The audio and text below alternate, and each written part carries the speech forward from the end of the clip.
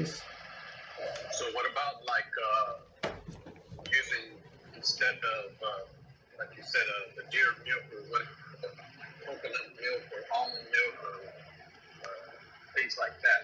Okay, so that's a good question, and Baruch Hashem, I did a big research. So somebody asked me a question many years ago.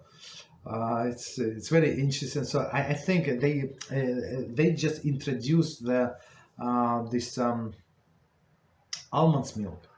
They introduced almonds milk, OU, right? It says stamp OU, and it says dairy, OUD. So and on the container it says it's not milk. There is a non-dairy product and like dairy free everywhere. So how is it D? So I called OU and I talked to them and said like, is it dairy, not dairy? Is it a dairy equipment? So even a dairy equipment, so somebody who's allergic to milk, so would have an issue. So they say sometimes it's a dairy equipment, sometimes not. So they're not like the dairy equipment, residue from dairy could be the minimal, maybe for sure less than 160, for sure. But since we're not sure, so he said we say OUD, but technically it is Parve.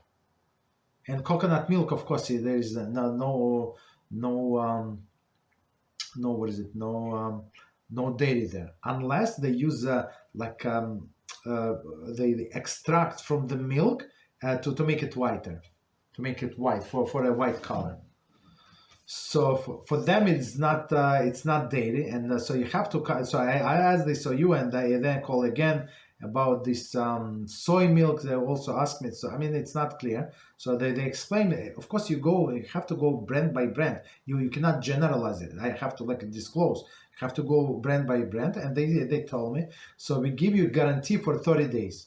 So because this company have a 30 days, if they change some ingredients and now it's a real dairy, they have to notify the Kosher agency.